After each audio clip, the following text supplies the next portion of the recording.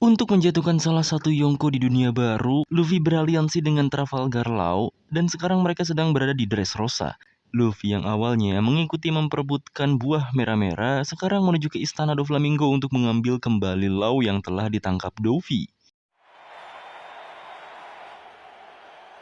Sementara itu, karena 4 blok sudah selesai dan sudah ada pemenang di antara 4 blok itu, babak final pun akan segera dimulai. Sang MC juga membuat penonton menjadi ramai kembali. Namun MC kita bernama Gyats ini memberitahu penonton bahwa ada kabar buruk. Kabar buruknya, 4 eksekutif yang seharusnya mengikuti babak final harus mundur dari pertarungan. Para penonton pun kecewa karena tak bisa melihat idola-idola mereka, yaitu Senor Pink, Lauji, McVice, dan Dellinger.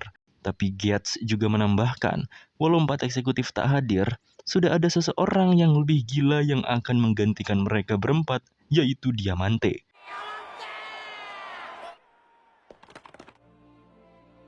Rebecca yang menjadi pemenang Blok D seperti biasa melihat riuhnya suasana para petarung yang gugur. Tak lupa, ia juga berterima kasih atas jasa Agilia yang membantunya penuh menuju final. Setelah itu, Rebecca malah bertemu dengan Lucy dan Barto. Tentu saja Rebecca menyapanya karena ia juga berhasil menang. Tapi Lucy sekarang bukanlah Luffy. Makanya Rebecca merasa si Lucy ini sangat berbeda dari sebelumnya.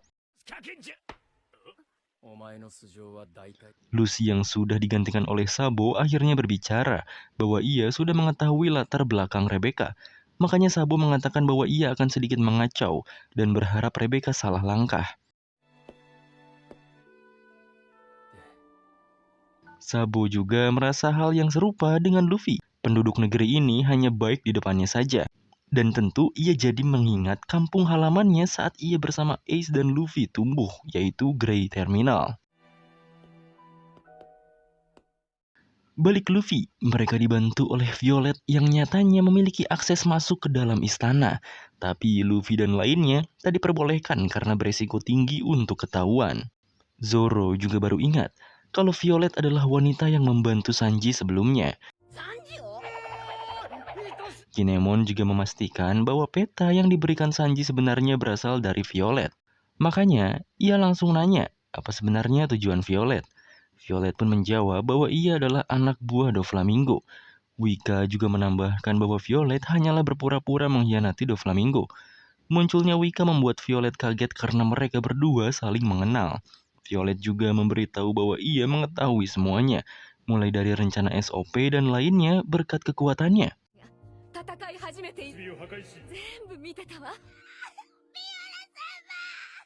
Di rumah mainan sendiri, Frankie masih menyerang Senor Pink dan anak buahnya. Tapi tampaknya di sana juga sudah ada eksekutif yang lain yaitu McVice.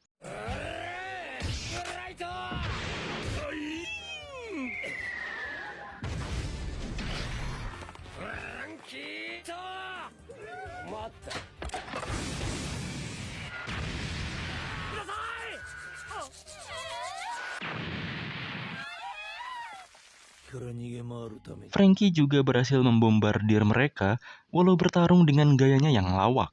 Anehnya, Senor Pink juga malah sengaja membuat roket Frankie mengenainya. Bukan tanpa alasan, ternyata Senor Pink menghindar karena ia tak mau rekannya yaitu McVice yang lagi terkapar terkena rudal Frankie.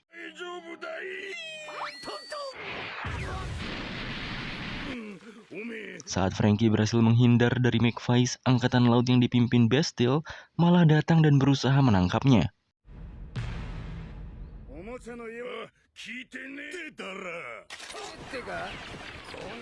Di istana, Doflamingo senang karena Fujitora membuat keputusan yang benar baginya. Walau begitu, Fujitora mengelak. Bukan berarti ia memihak pada Doflamingo. Faktanya, ada kelompok lain selain kelompok Mugiwara di negara ini, yang mana kelompok itu mencurigakan. Angkatan laut juga harus bertarung untuk memperkecil ancaman bagi para penduduk sipil. Jika tujuan Mugiwara adalah membunuh Dovi, maka Luffy pasti menyebabkan keributan saat berusaha membunuhnya. Makanya rasa keadilan Fujitora akan menghentikannya. Setelah itu Fujitora akan mengurus Doflamingo sendiri. Fujitora mengakui ia hanya orang baru di dunia militer, tapi sejak ia menjadi seorang admiral, ia merasa ada sesuatu yang ingin ia lakukan. Sesuatu yang Fujitora inginkan adalah menghancurkan sistem Ouka Shichibukai sepenuhnya. Fujitora pun lanjut berbicara bahwa dulu ada sebuah bajak laut yang merampas suatu kerajaan. Jika ia berhasil, kerajaannya akan menjadi kerajaan yang kacau seperti ini. Dovi pun angkat bicara. Bagaimana dengan angkatan laut, Shichibukai, dan juga Yonko? Dengan menghancurkan Ouka Shichibukai, tentunya akan ada ketidakseimbangan dengan tiga kekuatan utama itu. Fujitora juga tak tahu, makanya ia akan mencoba agar tahu apa yang akan terjadi setelahnya.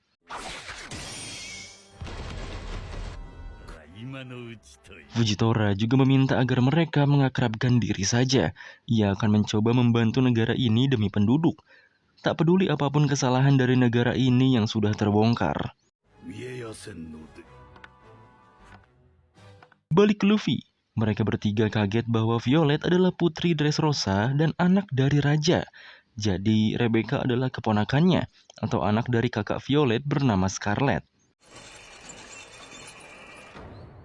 Agar aman dan tak memancing perhatian, Violet membawa mereka bertiga ke istana menggunakan jalan rahasia yang hanya keluarga kerajaan sebelumnya lah yang tahu. Bahkan Dovi saja tak mengetahui jalan ini. Di sana, ada keranjang besar kargo dan tangga untuk mereka naiki. Si Zoro pun punya ide. Ia meminta Luffy untuk membawa bongkahan batu besar ke atas dan turun seperti sistem katrol, agar mereka bisa naik dengan mudah. Si Violet bilang itu mustahil, tapi Luffy malah nurut-nurut aja disuruh Zoro.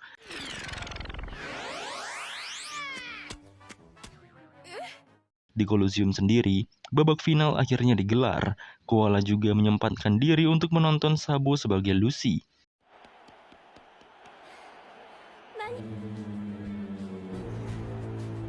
Arena juga sedikit dimodifikasi agar pertarungannya semakin seru. Dari 5 petarung yang akan gelut di babak final, Sabo sebagai Lucy lah yang memasuki arena pertama sebagai peserta terfavorit se-Colosseum.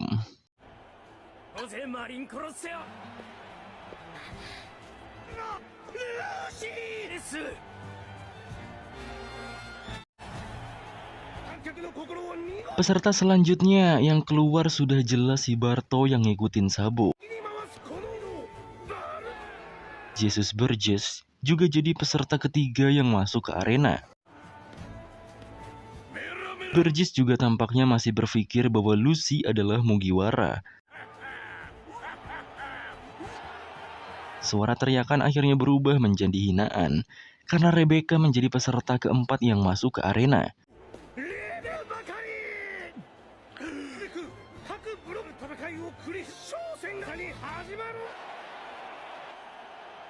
Rebecca terus saja memperhatikan Lucy, karena ia curiga bahwa Lucy yang dilihatnya bukan Lucy yang ia tahu. Setelah mereka berempat, Gyatso pun mempersembahkan anggota eksekutif yang akan ikut jadi final boss untuk mendapatkan buah merah-merah. Selain disebut pahlawan, ialah yang menyelenggarakan turnamen ini, yaitu Mr. Diamante.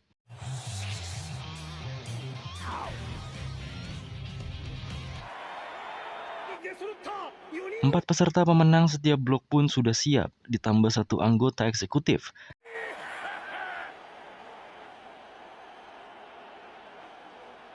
Tapi tak lama, beberapa petarung yang kalah di blok D pun malah ikut masuk ke arena.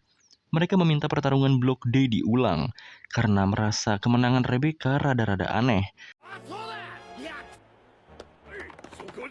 Diamante yang melihat hal itu mengatakan bahwa mereka tak boleh seperti pecundang karena pertarungan blok D sudah selesai.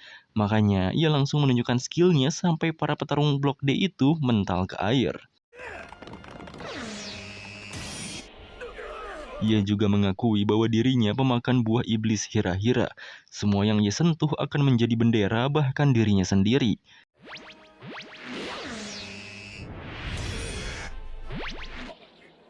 Makanya mantel yang ia gunakan adalah besi yang ia buat berkibar seperti bendera.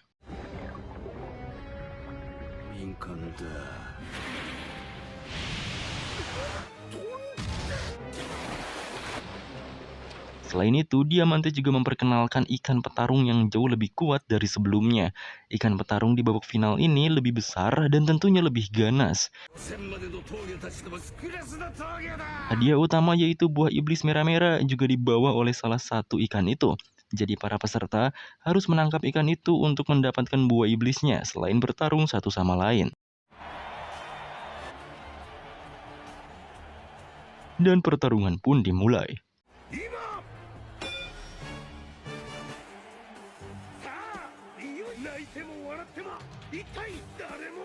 Dalam pertarungan itu, Barges mengawali serangan pada Lucy. Tapi Lucy malah memilih memancing ikan untuk langsung mendapatkan buah iblisnya.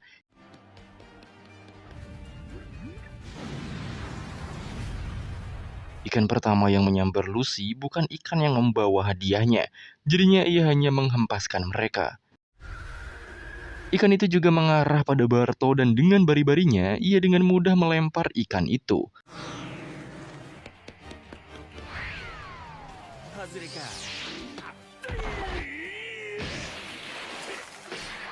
Barges juga tampak menyukai babak final ini. Makanya si Diamante langsung bilang bahwa di Colosseum ini, semuanya adalah alat penghibur penonton. Yang maksudnya Barges juga alat itu sendiri. Balik ke Luffy, mereka akhirnya keluar dari jalan rahasia tadi.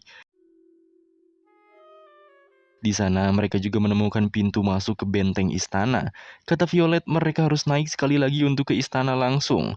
Karena benteng istana ini memiliki jalan rahasia juga, Violet mengajak mereka pergi agar tak ketahuan para penjaga. Tapi karena si Luffy dungunya minta ampun dan kagak sabaran, ia malah langsung menghajar para penjaga pintu benteng sampai pintunya jebol.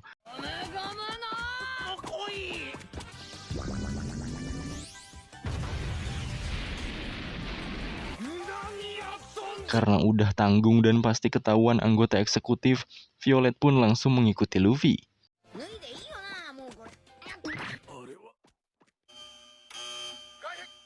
Akhirnya alarm darurat berbunyi di seluruh istana, bahwa Mugiwara menyusup lewat pintu benteng.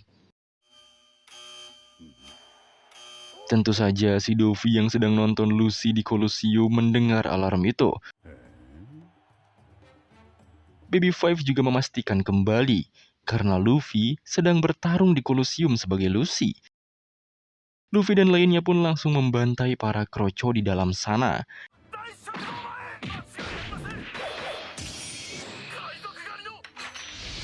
Maka dari itu, si Luffy marah-marah dan langsung nanya siapa yang lagi gelut di Colosseum sekarang.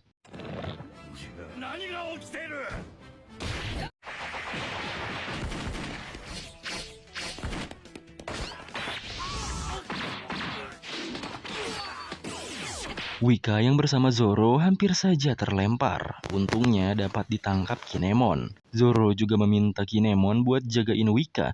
Awalnya Kinemon menolak karena ia harus menyelamatkan Kanjuro di rumah mainan. Tapi karena Wika juga berniat ke sana untuk menjalankan operasi SOP, akhirnya Kinemon dan Wika memisahkan diri dan pergi lebih dulu.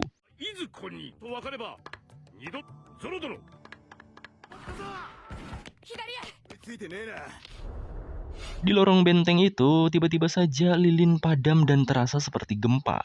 Sesuatu pun muncul dari tembok benteng itu.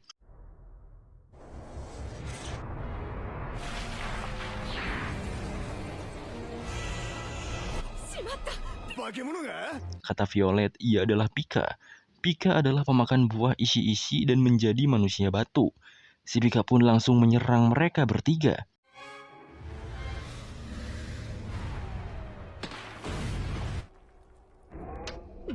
Si Luffy mencoba menyerang balik dengan gear second-nya.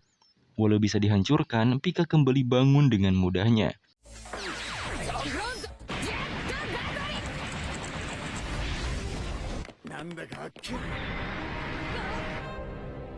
Makanya Violet menegaskan bahwa Pika bisa mengendalikan seluruh batu di istana ini.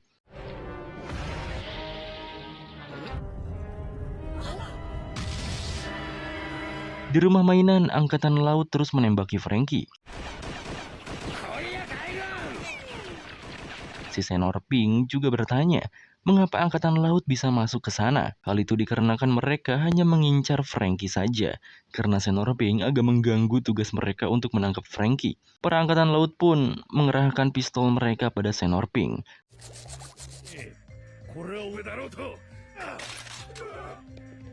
Tapi semua itu dihentikan oleh Bastille. Karena Fujitora telah membuat kesepakatan dengan Doflamingo, makanya mereka tak ada urusan dengan bawahan-bawahan Dovi kayak Senor Pink dan lainnya. Yang mereka tuju hanyalah Frankie.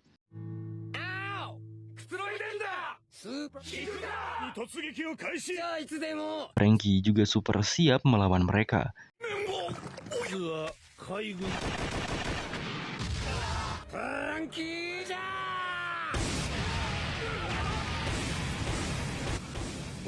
Senor yang hanya bersantai dan menonton aksi Frankie juga memuji keberanian Frankie karena ngesolo angkatan laut sebegitu banyak sendirian.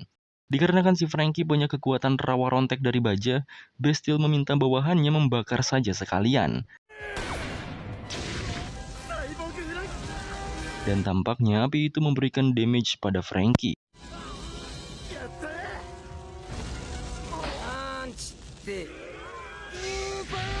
Tapi ternyata si Frankie malah ngibul terbakar apinya. Padahal cuma rambutnya doang yang agak kebakar. Setelah itu, Frankie juga sempat-sempatnya ganti gaya rambut dulu.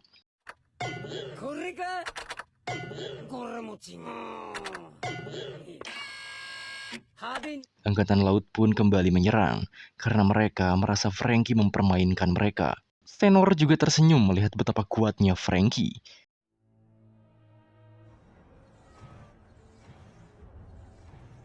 Di pelabuhan, Usopp dan Robin tampaknya berhasil menyamar jadi petugas pabrik. Usopp melihat banyak mainan yang keluar dari suatu pintu. Kata Leo, mereka mungkin manusia yang baru saja diubah jadi mainan. Jadi artinya si Sugar ada di menara eksekutif itu. Di bangunan itu juga ada banyak seperti pipa besar yang saling terhubung. Katanya pipa itu adalah jalan untuk para mainan yang rusak. Mainan yang rusak akan dibuang lewat pipa-pipa itu. Jalan masuk tempat pembuangan juga banyak di kota-kota Dressrosa. Saat seseorang dijatuhkan dari sana, mereka akan jatuh ke tempat pembuangan di bawah menara eksekutif. Di pipa-pipa itu juga banyak terdengar suara-suara jeritan para mainan yang dibuang ke tempat pembuangan akhir itu. Di sisi Cavendish sendiri, ia sedang berada di menara eksekutif. Ia kaget karena telah dilumuri oleh lendir-lendir ingus. Ia juga mengingat kejadian sebelumnya. Setelah selesai bertarung, ia malah dibawa ke ruang medis, padahal gak terluka sama sekali. Setelah itu, seperti biasa, para petarung dibuang ke pembuangan akhir. Lalu dibawa lagi oleh lendir Trebol. Saat berpikir keras dan menduga ini semua pasti ada sesuatu, Trebol tiba-tiba ada di belakang Cavendish.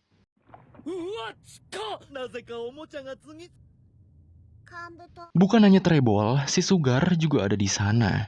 Karena jorok, si Cavendish meminta dibersihkan, tapi Sugar langsung mengubahnya jadi mainan.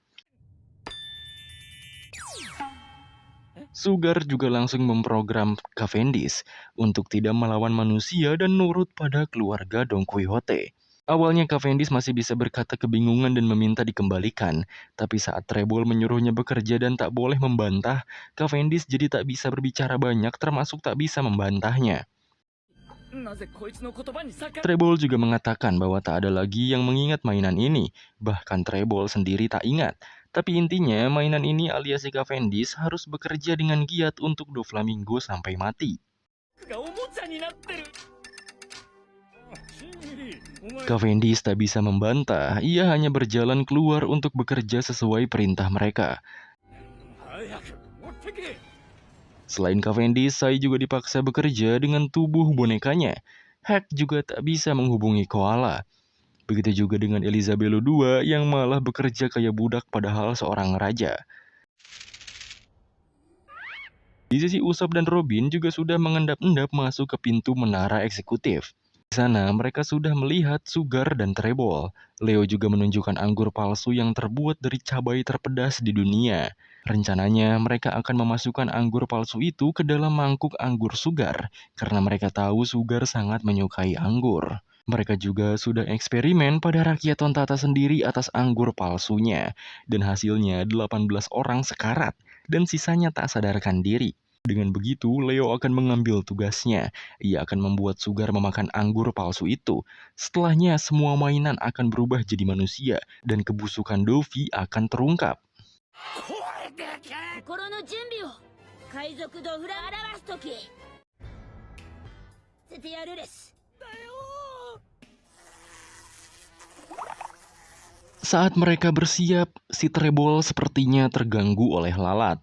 Dan ia malah menggunakan sedikit kekuatannya untuk membunuh lalat itu sampai dinding menara eksekutif jebol.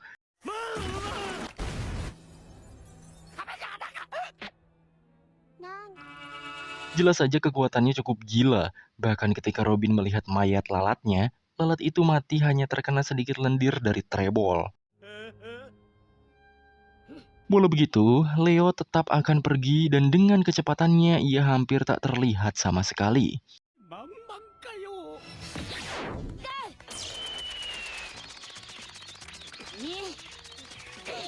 Tapi saat berlari, Robin malah menangkap Leo. Di sisi Kolosium, Burgess tampak disambar oleh seekor ikan petarung. Dan ia langsung menunjukkan kemampuannya dengan menghempaskan ikan besar itu sampai membuat lubang besar di bangku penonton.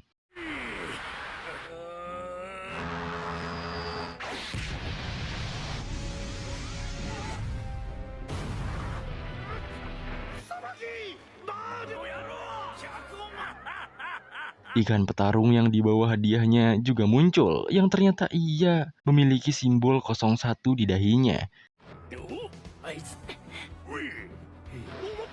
Bukan hanya satu, tapi banyak ikan petarung yang siap menyergap mereka di arena.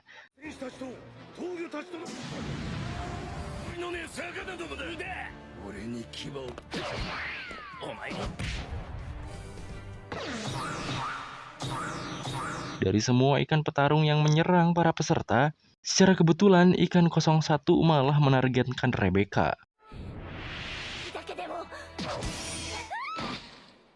Namun sayang Rebecca belum cukup kuat untuk melawan ikan itu. Malah Sabo lah yang berhasil naik ke punggung ikan, tapi para petarung lain tak tinggal diam. Pedang Diamante hancur oleh pipa Sabo, sedangkan Burgess bersiap dengan pukulan sikut kerasnya lagi. Dengan begitu, Sabo melapisi lengannya dengan Busho dan mengadu kekuatan dengan Burgess.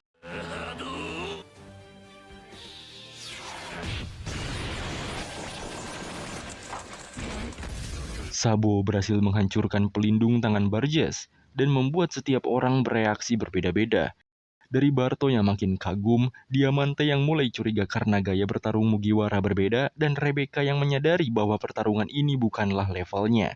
Tapi Rebecca tak menyerah, ia akan terus mencoba dan berusaha menyerang sekarang.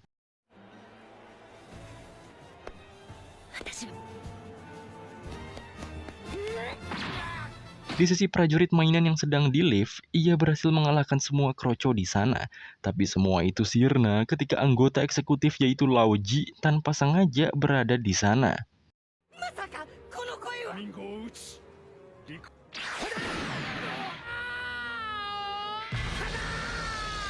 Kabu juga berusaha menyerang, namun si Laoji ini, walau sudah aki-aki kayak Aki Saripin alias Aki saya, ia bisa bergerak cepat. Bahkan kocaknya, saking cepatnya Laoji, ia menjelaskan bahwa sebelum gambarannya tadi, ia juga sempat memasang kacamata untuk memastikan keberadaan lawannya. Karena sudah aki-aki, jelas ia rada-rada. Karena katanya, secara kebetulan ia menemukan lawannya di sini. Saat diperintah menjaga rumah mainan, ia malah salah masuk lift. Tentu saja aki-aki satu ini tak akan membiarkan mereka menyusup lebih dalam. Kembali ke Luffy. Mereka bertiga masih terjepit oleh batu-batuan Pika. Sekarang Zoro lah yang akan mencoba unjuk skillnya.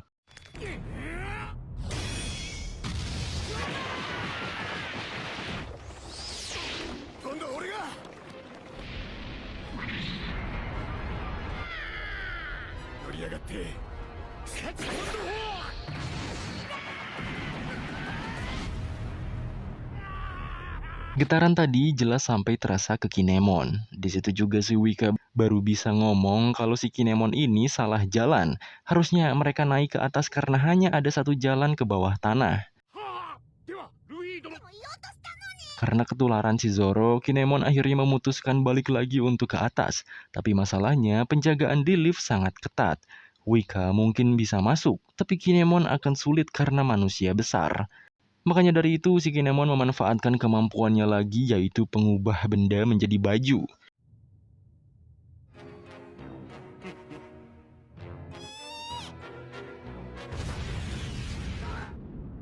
Di rumah mainan, si Bestil agak kesal karena bawahannya lemah banget. Makanya ia turun tangan buat lawan Frankie. Dillinger juga tampaknya berada di sana. Si Frankie juga masih baik-baik aja walau udah ditebas sampai mental. Malahan Frankie membalas serangannya berkali-kali lipat.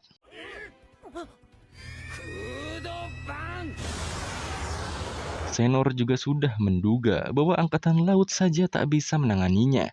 Dillinger juga agak meremehkan Frankie, tapi si Senor menutup mulutnya karena katanya si Frankie tuh orangnya mesum, jadi mereka harus berhati-hati. Sementara tim Luffy masih berjuang keras keluar dari area Pika yang terus menghadangnya.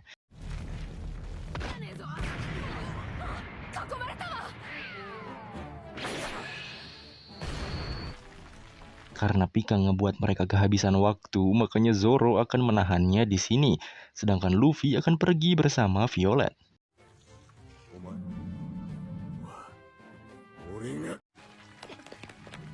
Walau Zoro menahan Pika, Pika terus mengejar Luffy dan Violet yang terus berusaha keluar dari zona Pika.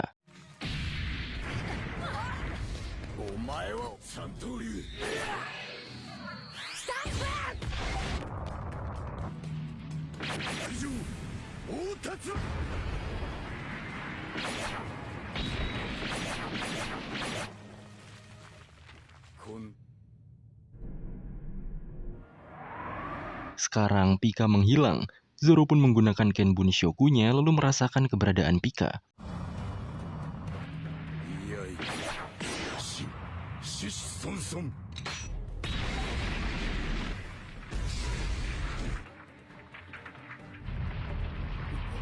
Bahkan setelah ditebas dan terbelah menjadi dua, Pika masih bisa beregenerasi. Di lift, si prajurit dan pasukannya juga dikalahkan oleh Lauji. Bahkan Lauji menendangnya sampai keluar dari lift.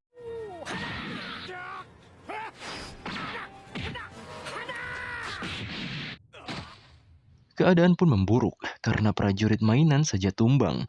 Jika ia dikalahkan di sini, maka mustahil untuk menjatuhkan Doflamingo. Di bawah tanah, tepatnya di ruangan khusus yaitu pabrik produksi Smile, para suku Tantata diperbudak untuk menanam buah-buah itu.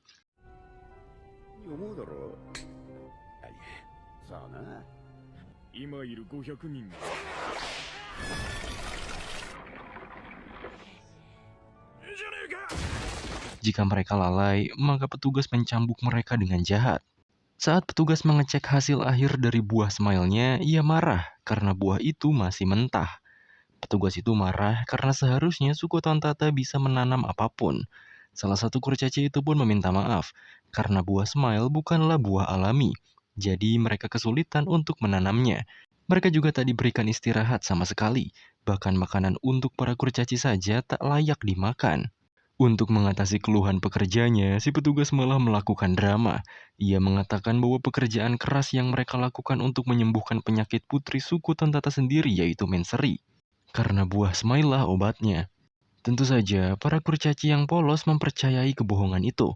Bahkan ketika mereka meminta untuk bertemu dengan putri mereka, si petugas meneteskan obat tetes dan berdalih bahwa mereka bisa tertular penyakitnya. Di sisi Robin, ia yang membawa balik Leo langsung menjelaskan kekuatan berbahaya Treble. Katanya, walaupun serangannya kecil, tapi bisa mengenai celah di antara mata lalat.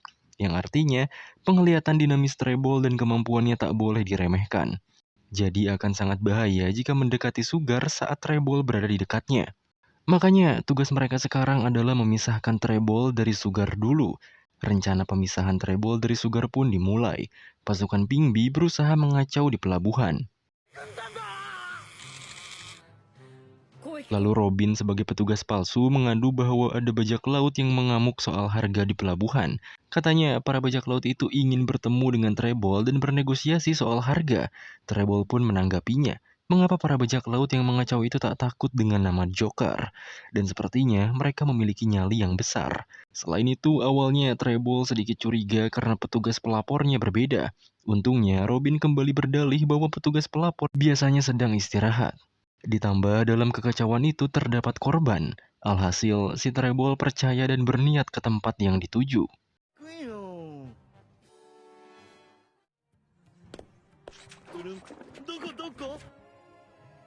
Treble yang percaya akhirnya mengikuti Robin ke distrik 4. Sementara Usopp dan Leo terus berusaha mencari cara untuk menyerang. Karena Usopp sebenarnya tak mau turun tangan sama sekali, ia pun memerintah Leo saja yang memberikan anggur palsunya. Ia juga berjanji jika terjadi sesuatu nantinya ia akan membereskan semuanya. Pasukan Tontata pun akhirnya bergerak untuk menjatuhkan Sugar. Beruntung dengan kecepatannya yang tak kasat mata, Leo berhasil menaruh anggur palsunya di mangkuk Sugar.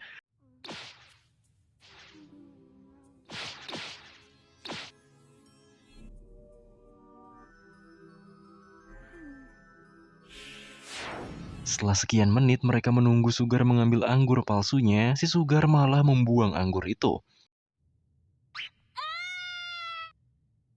Leo pun merasa rencana ini gagal, makanya ia memutuskan untuk bertarung dan menampakkan diri pada Sugar. Karena Sugar tahu bahwa suku Tontata mudah dibodohi, makanya ia mengatakan bahwa ia sama sekali tak tahu soal teman-teman mereka yang diperbudak. Awalnya Leo dan pasukannya percaya, tapi Usopp dari kejauhan mengingatkan mereka lagi. Maka dari itu, karena si Leo dan lainnya seperti diingatkan seseorang, Sugar mulai curiga dan membuang anggurnya.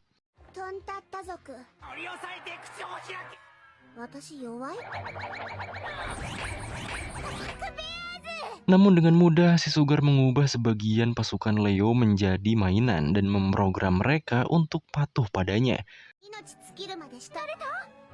Tentu saja Leo dan lainnya jadi tak ingat teman-teman mereka yang diubah jadi mainan. Jadi mereka menganggap mainan itu adalah pasukan Sugar dan langsung menyerang mereka. Sugar juga memanggil Treble lewat speaker bawah tanah itu. Ia memberitahu bahwa semua itu adalah jebakan. Tapi Robin langsung memberitahu bahwa orang-orang di sana sedang ribut. Padahal setelah Treble dekati, mereka baik-baik saja. Cuman lagi diganggu oleh lebah yang muncul di sekitaran mereka. Setelah Treble sadar, Robin sudah berlari. Tapi percuma karena ia jadinya tertangkap lendir Treble. Setelah Robin menghilang, Treble pun baru sadar bahwa ia adalah Nico Robin. Setelah Sugar lagi-lagi memberitahu Treble, Treble pun melempar kapal besar di sana dan merusak menara eksekutif.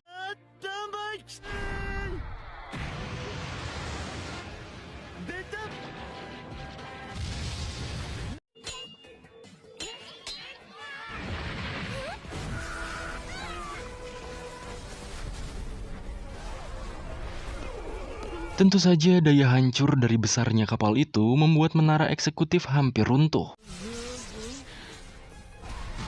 Di sisi Luffy dan Violet, mereka masih berlari sejauh mungkin dari zona Pika, karena lantainya terus bergoyang dan banyak tembok yang menghalanginya.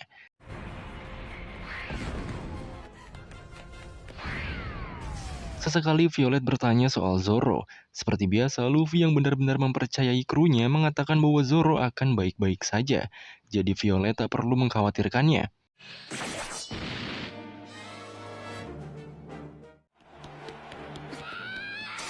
Di arena, Rebecca yang menyerang Diamante malah gagal total. Apalagi pedangnya tumpul. Jelas saja, dengan mudah Diamante menggendir Rebecca. Melihat hal itu, Sabo meminta Barto membantu Rebecca dari serangan Diamante. Diamante juga memanas-manasi Rebecca soal kematian ibunya.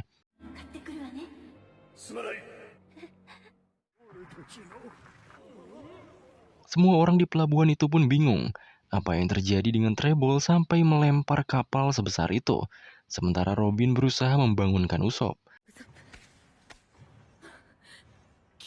Ia juga memberitahu bahwa Leo dan pasukannya telah dikalahkan. Benar saja Leo dan pasukannya diselimuti lendir Treble. 言わないです。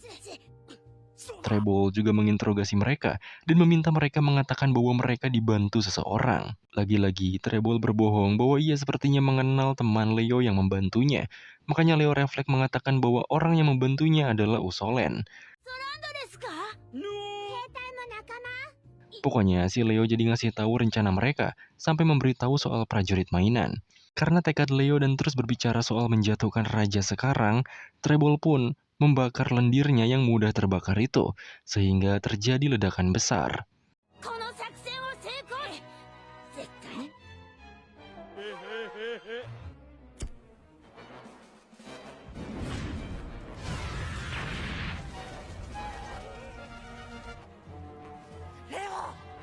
大丈夫？ Keadaan semakin chaos, bahkan rencana membuat Sugar tumbang di ambang kegagalan. Usopp juga berusaha membangunkan Leo. Ia berpikir lebih baik mereka mundur saja dari semua ini. Tapi Leo enggan. Ia benar-benar masih percaya jika semua rencananya akan berhasil. Mereka juga harus berhasil membuat Sugar jatuh karena teman-teman mereka yang lain, termasuk prajurit mainan, pasti sedang menunggu mereka. デイルです。急がなきゃ。 Di sisi prajurit mainan, mereka semua telah tumbang oleh Laoji. Prajurit mainan juga tak bisa apa-apa. Ia hanya bisa mengingat kejadian pagi tadi, di mana kabar menyebar soal penurunan tahta Doflamingo. Para warga gempar, mengapa raja mereka melepas tahtanya. Di sisi para tahanan gladiator justru malah bahagia. Mereka pikir mereka akan bebas setelah raja sekarang turun tahta. Kebahagiaan juga dirasakan oleh anaknya sendiri, yaitu Rebecca. Pada akhirnya, si P-Zero datang ke negara mereka. Prajurit mainan yang sedang bersama suku Tontata berdiskusi. Mereka awalnya percaya atas kabar itu, tapi nyatanya semua itu palsu. Mereka pun jadi murung kembali.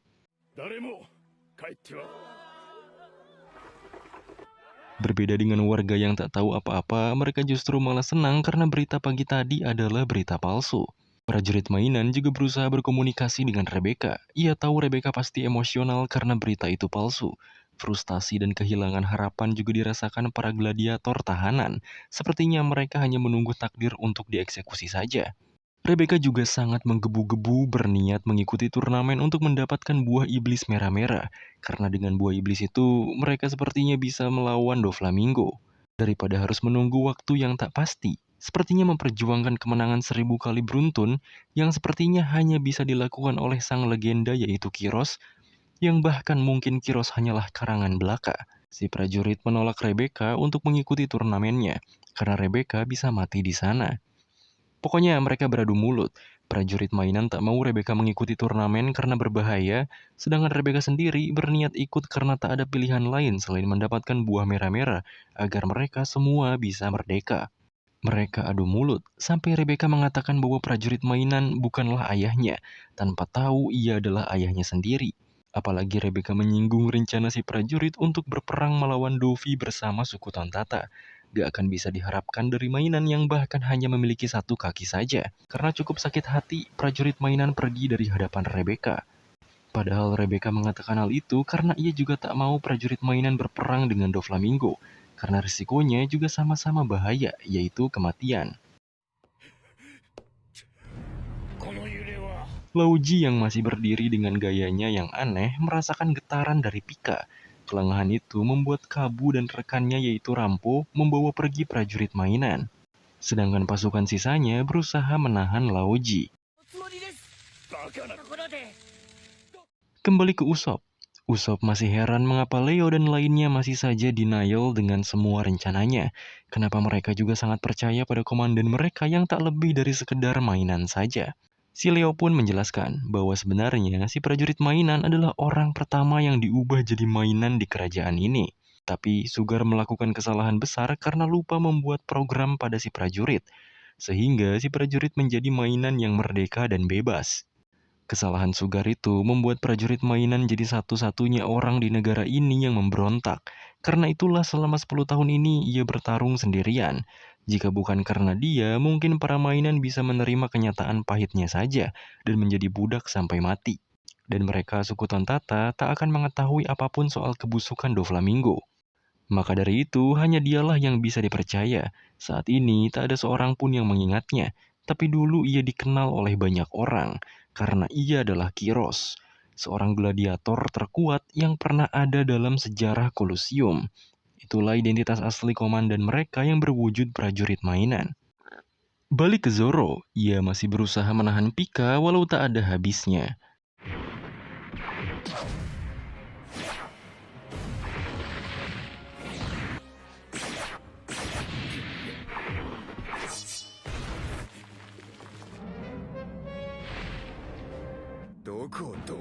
Kiros juga masih terus berjuang bersama Kabu dan Rampo.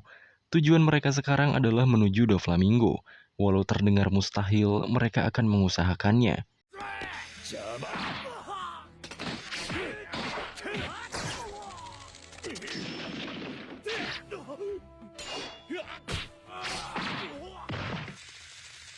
Tapi buruknya ada Gladius yang sudah menghadang mereka dari depan. Sekarang Kabu dan Rampo akan menjadi tumbal untuk menahan Gladius agar Kiros bisa lolos dari hadangan Gladius.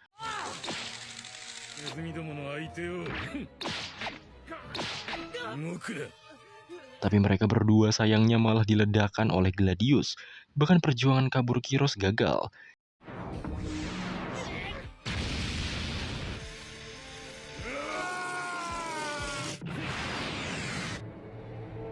Gladius mengakui dirinya bahwa ia pemakan buah iblis Pamu-Pamu dan jadi manusia pemecah. Makanya kepala si Kiros hendak dipecahkan juga sekarang.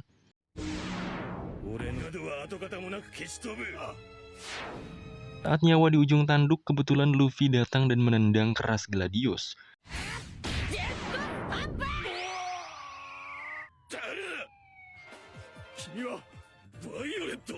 Viola yang tahu soal Gladius memilih mengajak mereka kabur saja.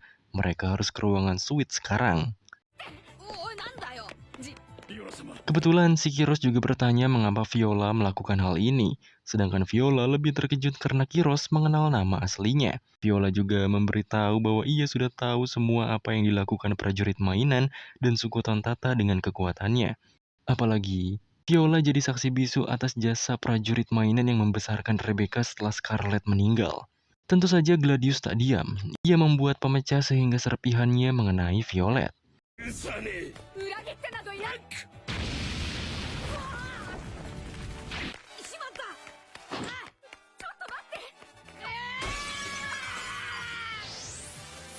Untungnya, Luffy bisa membawa mereka kabur langsung ke lantai atas istana. Gladius juga kehilangan mereka. Tapi tadi sangka ia bertemu dengan Don Quixote Doflaemon. Si Kinemon ini bodohnya khas kru Mugiwara banget, tapi untungnya diarahin sama Wika. Makanya si Gladius percaya sama Kinemon. Ia juga nyuruh bosnya itu menunggu di atas saja, tapi Kinemon ingin pergi ke bawah tanah untuk mencari Kanjuro. Gladius malah menjawab bahwa Kanjuro adalah samurai yang hilang di tempat pembuangan. Mendengar itu, si Kinemon kehilangan karisma Doflaemonnya. Luffy, Violet, dan Kiros akhirnya sampai di ruangan suite, di mana Luffy dan pasukannya sedang menginterogasi Law yang ternyata sudah bangun. Luffy jelas kepingin langsung ngehajar Luffy, tapi itu semua diredam oleh Violet. Karena mereka harus sesuai dengan rencana SOP yang sudah dibuat. Mereka akan berhasil setelah rencana penumbangan Sugar berhasil. Mereka akan bergerak setelah rencana penumbangan Sugar berhasil. Jadi mereka harus menunggu mereka berhasil dulu.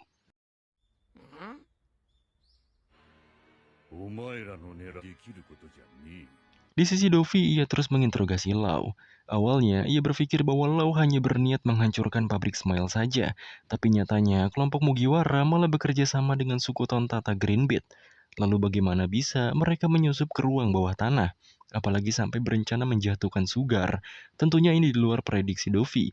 Yang artinya, Mugiwara telah melihat sisi gelap negara ini. Jelas saja Lau juga kagak ngerti karena apa yang dilakuin Mugiwara di luar rencana mereka. Lau juga hanya bisa mengatakan bahwa ia telah memutus aliansinya, bahkan ia sendiri tak mengerti apa yang dibicarakan Dovi. Ujung-ujungnya, Dovi juga tak mengerti, tapi ia punya 3 asumsi. Pertama, Lau yang berbohong dan pura-pura tak tahu. Kedua, rencana Mugiwara berjalan secara kebetulan. Ketiga, Raja Riku yang menghasut Tontata karena suku itu berada di bawah perintahnya. Dovi pun sekarang hanya bisa berandai, jika saja Violet masih ada di sisinya, maka isi hati Lau akan terlihat. Tentunya Violet terkejut ayahnya disandera di sana. Begitu juga dengan Kiros yang bersyukur mertuanya masih hidup. Ia berjanji akan menyelamatkannya. Sedangkan Luffy, tangannya udah gatal pengen mukulin Dovi. Sekarang Kiros juga hanya bisa menunggu dan bergantung pada Leo dan Usolen untuk menjatuhkan Sugar. Karena saat semua mainan di Dressrosa menjadi manusia lagi, momen itu jadi kesempatan emas untuk menundukkan Doflamingo.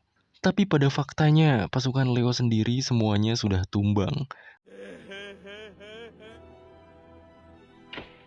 Robin juga hanya berusaha membantu kurcaci di sekitarnya. Dengan kegigihan dan tekadnya yang berani mati, Leo berusaha mengambil anggur palsunya lagi.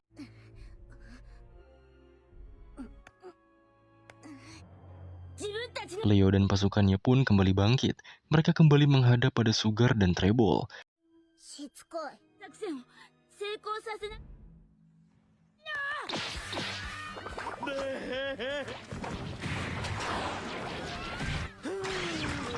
Tapi kekuatan mereka belum cukup.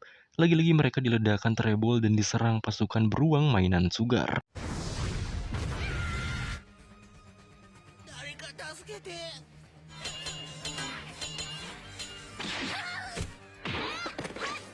Usop yang melihat perjuangan mereka malah mengatakan apa yang mereka lakukan itu bodoh.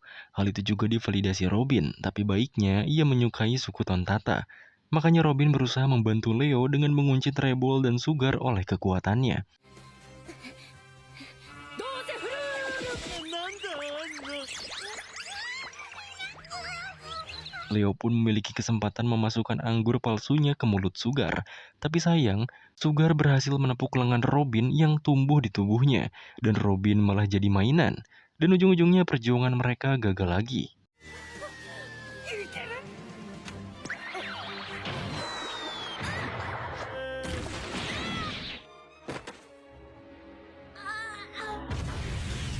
Tentu saja, keributan di menara eksekutif didengar oleh semua petugas dan mainan di pelabuhan itu. Tapi mereka tak mau ikut campur.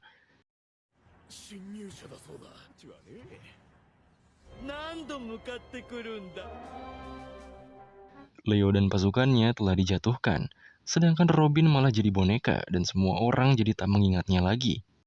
Sekarang ia pun hanya bisa berharap pada Usop. Karena dialah satu-satunya harapan terakhir semuanya sekarang. Di rumah mainan, Frankie juga sibuk ngesolo angkatan laut dan anggota eksekutif.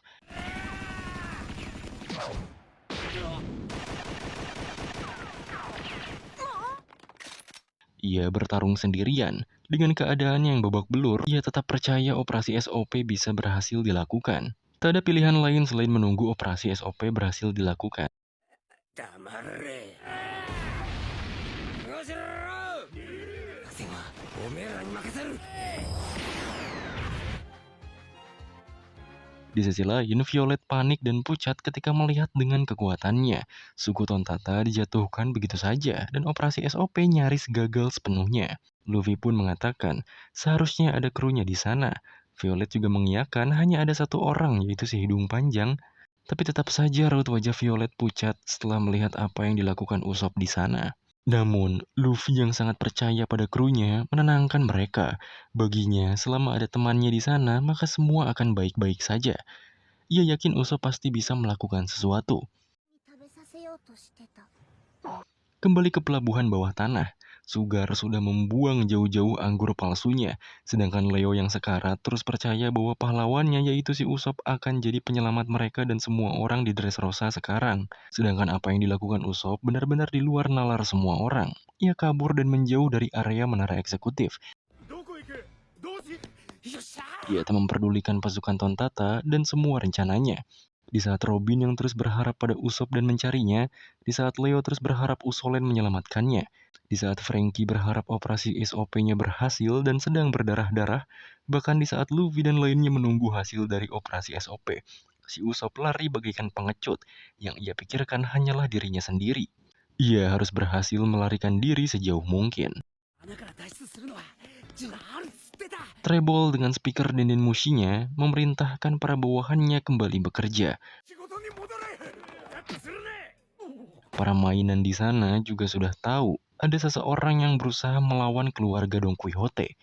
偽物はもうPara kurcaci yang sekarat masih menyisakan tenaga untuk mengucapkan Usolen, yang artinya mereka sepenuhnya berharap pada Usopp sebagai orang terakhir. そらそら出た名前だ。逃げろ逃げろ。 Teriakan Leo terdengar semua orang di pelabuhan itu karena speakernya, bahkan Usopp saja sampai berhenti berlari. 死んで死んで Leo pun mengungkapkan sebuah kalimat yang secara kebetulan didengarkan semua orang di pelabuhan itu. Katanya, Usolen adalah seorang pahlawan. Dialah yang akan membuat segalanya berjalan dengan baik. Para mainan yang dipaksa bekerja di sini hari demi hari, teman-teman mereka yang diperbudak di pabrik, para mainan yang terlihat bahagia berjalan di kota-kota. Sebenarnya mereka menangis di dalam hati mereka. Manusia besar yang bahkan tak tahu bahwa mereka kehilangan orang yang mereka cintai. Usolenlah yang akan menyelamatkan mereka semua. Dialah seorang pahlawan legenda. Treble pun menambahkan bahwa semua ucapan Usolen mungkin hanyalah tipuan saja, karena orang yang mereka maksud juga tak berada di sini sekarang. 本当ですか。 Perkataannya itu tak terbukti dan hanya omong kosong saja. Ia yakin Usolen menipu mereka, karena mereka terlalu mudah percaya pada ucapan semua orang. Para kurcaci pun hilang harapan dan menangis. Tapi berbeda dengan Leo, ia masih percaya bahwa Usolen akan menyelamatkan mereka. Dan dengan gamblang berteriak bahwa Usolen bukanlah pembohong. Dengan Leo yang membuat pasukannya semangat, mereka pun jadi berapi-api dan berteriak bahwa Usolen akan datang. そうだよ。そう。ヒーローが僕らを託したらただ Leo yang terus mempercayainya malah diinjak oleh Treble dan menjerit. お前らなんか 面白い。 Para kurcaci yang lain juga sama, mereka masih percaya pada Usopp, tapi lagi-lagi diinjak oleh Treble. 成功させてくれ。嘘なんだ。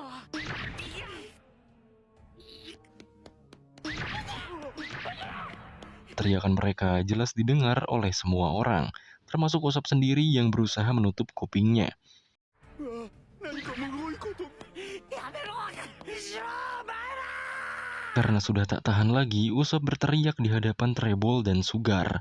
Tentu saja, para kurcaci bahkan Robin pun senang karena akhirnya harapan terakhir mereka muncul. Tapi Usopp malah marah-marah. Ia mengatakan bahwa mereka terlalu naif karena mempercayainya. Ia memang berbohong. Ia bukan Usolen, bahkan bukanlah seorang pahlawan. Ia hanyalah seorang penembak jitu dari bajak laut tepi jerami bernama Usopp. Harapan dan ekspektasi yang tinggi pun jatuh kembali. 麦わらの一味。こと言うのですか。 焦るな。 Leo dan pasukannya hanya bisa menangis mendengarnya. Kedatangannya juga hanya untuk mengklarifikasi bahwa dirinya bukan seorang pahlawan. Jika tidak, maka para kurcaci akan mati karena terus mempercayainya. Jika hal itu terjadi pada mereka, ia jadi tak bisa berterima kasih. Berterima kasih karena telah mempercayainya. Dan sekarang, ia akan mengorbankan dirinya demi mereka karena itu lebih keren. Sembari menarik ketapelnya, Usopp berteriak bahwa namanya adalah Usopp. Dia meminta suku Tontata untuk membangunkan patungnya di sisi patung Norland jika ia mati hari ini. Dan ia akan menjadi pahlawan legendaris bagi mereka. ウソップ。 Tentu saja teriakan Usopp terdengar semua orang. Para mainan jadi memiliki harapan bahwa Usopp dari bajak laut Mugiwara akan jadi penyelamat mereka. 待ちかだ。これ雑緑星へ。手裏剣。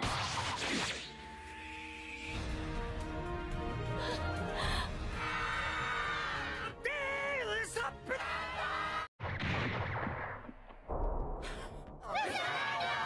Berhasil menjatuhkan Treble dan membuatnya jadi 3 bagian, sekarang incaran utama Usopp adalah Sugar. Ia benar-benar akan memastikan anggur palsu itu masuk ke dalam mulutnya.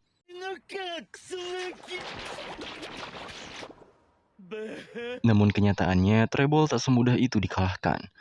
Tentu saja bangkitnya Treble langsung memulai pertarungannya dengan Usopp.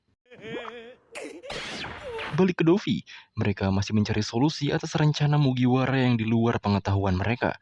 Setelah melihat ayahnya, Violet juga mengatakan bahwa Raja Riku adalah gladiator Riki yang bertarung di Colosseum hari ini. Mendengar kabar itu, Kiros jadi mengingat masa lalunya. Saat itu ia dijuluki sebagai monster ganas karena telah berbuat dosa dengan membunuh 2 orang dalam pertengkaran di perkampungan Kumo. Walau ia berandalan dan kriminal, Kiros memiliki bakat bertarung yang alami di usianya yang baru 15 tahun.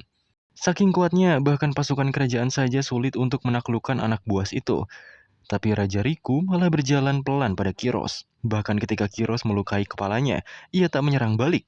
Raja Riku malah mengatakan kabar soal Kiros. Ia tahu bahwa Kiros melawan banyak berandalan sendirian. Setengah dari mereka terluka, dan 2 orang tewas.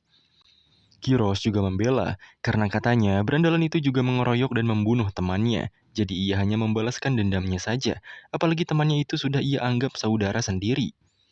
Bukannya menangkapnya, Raja Riku malah mengajaknya untuk ikut bersamanya. Singkatnya, Kiros dibawa ke Colosseum. Ia akan bertarung secara resmi dan adil. Semua penonton menyorakinya karena ia seorang kriminal. Tapi bakat alaminya benar-benar gila, dan ia hanya butuh waktu beberapa detik untuk menjatuhkan lawannya. Hal itu juga dikomentari oleh pengawal raja. Jika saja pedang itu tumpul, mungkin lawannya sudah terbelah jadi 2. Karena Kiros seorang kriminal, ia ditempatkan di ruangan gladiator narapidana. Raja Riku juga sering melihatnya. Kabarnya Kiros tak makan selama 6 hari dan hanya ingin bertemu Raja Riku. Setelah Raja Riku menemuinya, Kiros meminta dipersekusi saja sekalian. Raja Riku menganggap Kiros sangat ingin mati. Ia berpikir mungkin Kiros menyesali perbuatannya itu, tapi nyatanya tidak sama sekali. Raja Riku akhirnya menjelaskan bahwa pertarungan di Colosseum bukan hanya pertandingan atau pertunjukan saja, melainkan event suci yang melibatkan petarung dengan tekad yang dimilikinya. Ia pun menawari Kiros untuk jadi petarung gladiator saja. Ia berencana membebaskan Kiros dengan syarat. Syaratnya, Kiros harus memenangkan 100 pertandingan secara beruntun. 4 bulan kemudian Kiros mengikutinya. Masih banyak yang membenci Kiros karena latar belakangnya yang kriminal. Tapi kemampuannya sudah bisa menang sebanyak 100 kali secara beruntun. Saat Kiros senang karena ia bisa bebas atas prestasinya itu, para penonton tampaknya kecewa. Mereka berpikir orang seberbahaya Kiros akan bebas berkeliaran di negara ini. Maka dari itu, Kiros jadi murung. Ia memilih untuk terus dikurung saja, daripada keluar ke tempat di mana orang-orang tak menginginkannya.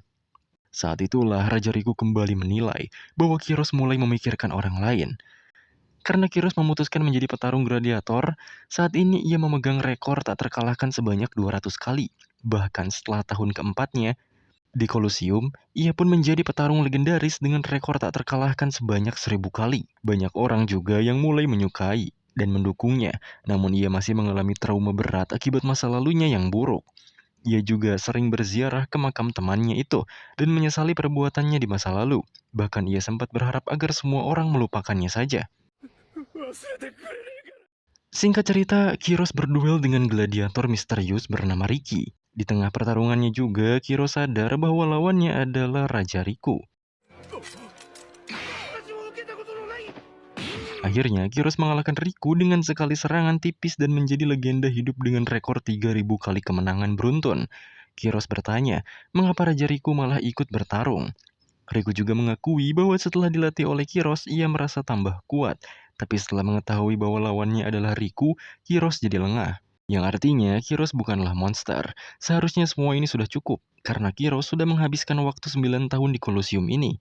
Kiros harus keluar dan melakukan sesuatu. Daripada terus meratapi masa lalu, lebih baik Kiros melindungi banyak orang dengan kekuatannya. Raja Riku seakan memberikannya arah hidup bagi Kiros. Setahun kemudian, ia pun akhirnya diangkat menjadi komandan pasukan Raja Riku. Kiros juga diberikan tugas untuk menjadi pengawal putri yaitu Scarlet dan Viola. Walau awalnya Scarlet marah-marah akibat pengawalnya ini memiliki catatan buruk di masa lalunya. いつか本性を晒すわ。でもお姉様、この人。Singkatnya, ada tragedi di mana Scarlet diculik bajak laut yang ujung-ujungnya sebagai pelindung mereka, Kiros turun sendirian dan membantai mereka. なんだ正真正銘だ様して離れずに Setelah itu akhirnya si Scarlet tiba-tiba baper. Ia juga jadi rajin masak cuman buat pengawalnya doang. Sampai pada akhirnya Kiros kepengen mundur dari jabatannya sebagai pengawal putri. Makanya Riku mencurigai Kiros jatuh cinta dengan anaknya. Sebenarnya Raja Riku kagak masalah. Justru yang jadi masalah ada perspektif masyarakat sendiri yang akan terus mengulas masa lalu Kiros jika jadi menikah dengan bangsawan seperti Rebecca. Kebetulan Scarlet mendengar obrolan mereka dan meminta menikah dengan Kiros. Jika tidak, ia akan mati saja. Pada akhirnya mereka pun membuat kabar palsu bahwa Scarlet meninggal akibat sakit. Padahal semua skenario itu agar Scarlet bisa menikah dan hidup bersama Kiros. Mereka akhirnya tinggal di pinggiran desa di taman bunga. Lalu mereka memiliki anak yang dinamai Rebecca. Walau kuat, Kiros cukup polos. Ia tak mau menyentuh anaknya karena merasa tangannya kotor oleh dosa. レベッカ私は見てブーおじいがまた大きくなったな Sesekali, Raja Riku beserta istrinya mengunjungi rumah kecil mereka hanya untuk melihat cucunya saja. Pada akhirnya Kiros tak menyangka akan merasakan kebahagiaan seperti ini. Tapi kebahagiaan itu tak berlangsung lama, di mana insiden 10 tahun lalu merenggut semuanya. Insiden itu adalah pembakaran istana kerajaan. Mereka bertiga yang menyaksikan hal itu sangat panik. Kiros memutuskan untuk pergi ke istana untuk melihat apa yang terjadi, sedangkan Rebecca dan Scarlet diharuskan bersembunyi jika sekitaran rumah mereka tidak aman. Ia juga berjanji akan kembali bagaimanapun keadaannya nanti.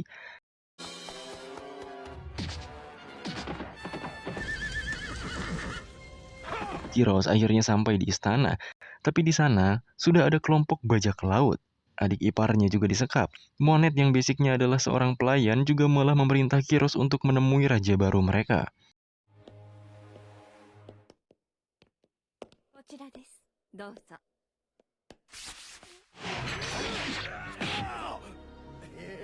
Setelah masuk ke ruangan raja barunya, di sana ia malah diserang dan diborgol. Dovi juga sudah menyekap Raja Riku. Melihat Raja Riku diperlakukan seperti itu, Kiros marah, tapi tetap saja tak bisa membuka borgolnya. Tampaknya Dovi sudah tahu semua latar belakang Kiros. Karena Kiros orang yang sangat kuat dan akan berguna, ia mengajaknya mengabdi pada Dovi. Jika tidak, maka seluruh anggota keluarga Riku dibantai, termasuk anak dan istrinya yang sekarang sedang diburu bawahannya. Tak membuat pilihan, Kiros malah memotong kakinya sendiri dan menyerang Dovi. こいつ Tapi sayangnya ia dijadikan mainan oleh Sugar. Belum sempat membuat program pada mainan Kiros, Kiros langsung kabur dengan menyelamatkan Raja Riku. Dan buruknya, Raja Riku tak mengenali dirinya. Nama Kiros benar-benar hilang beserta ingatan semua tentangnya. Selain menyelamatkan Riku, Kiros mode mainan juga berusaha menyelamatkan anak istrinya. Setelah 2 hari kemudian Raja dikudeta dengan omong kosongnya, Kiros melamun di bawah jembatan. Ia tahu semua orang melupakannya setelah berubah jadi mainan ini. Saat ia hendak ke taman bunga, tiba-tiba saja istrinya yang sedang membawa makanan ditembak mati oleh Diamante. Tentu saja Kiros sedih melihatnya. Lebih menyedihkannya lagi, Scarlet juga pasti tak mengenalinya. Bahkan semua ingatan indah hilang seketika. Di detik-detik kematiannya, Scarlet meminta mainan itu untuk mengantarkan makanan yang ia bawa untuk anaknya. Tanpa tahu mainan itu adalah suaminya sendiri. Bahkan tangan kecilnya saja tak bisa merasakan hangatnya tubuh Scarlet yang sedang menemui ajalnya. Balik ke masa sekarang, si Kiros yang melamun disadarkan oleh Luffy karena katanya ada musuh dari lantai 1.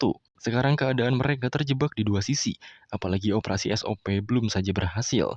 Kiros pun memastikan Luffy adalah seorang bajak laut. Ia pun meminta kerjasamanya karena dirinya sendiri juga seorang penjahat yang kejam. Di Kolosium, pertarungan final makin gila. Bahkan setiap pukulan siku Barges membuat Kolosium seperti hendak runtuh.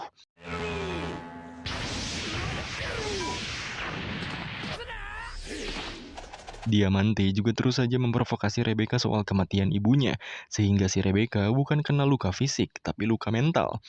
Di rumah mainan sendiri, si Frankie sudah babak belur beneran dan masih percaya Usopp bisa melakukannya. 早く起こせ Usopp terus mengerahkan kemampuannya melawan Treble dan Sugar. ニトリコシなんでかわからん Semua mainan tahu bahwa yang bertarung gila-gilaan di menara eksekutif adalah Usopp dari bajak laut Mugiwara. Mereka pun berharap ia menang. Orang-orang kuat seperti Cavendish juga berharap sama.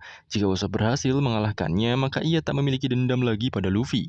Hairudin bahkan sampai rela menjadi anak buah mereka. Dagama juga rela memberikan semua harta-hartanya.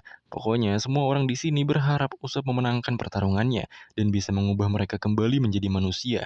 Treble juga dihubungi Dovi. Ia masih santai karena lawannya sangatlah lemah. Usopp benar-benar sekarat. Ia tak bisa apa-apa. Apalagi Sugar memaksa Usopp memakan anggur palsu itu untuk membalaskan perbuatannya tadi.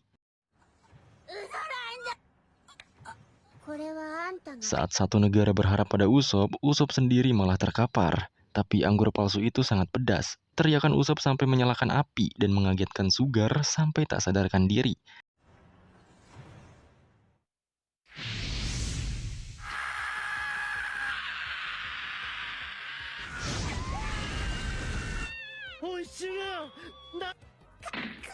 Dengan begitu, Sugar telah dikalahkan oleh Usopp.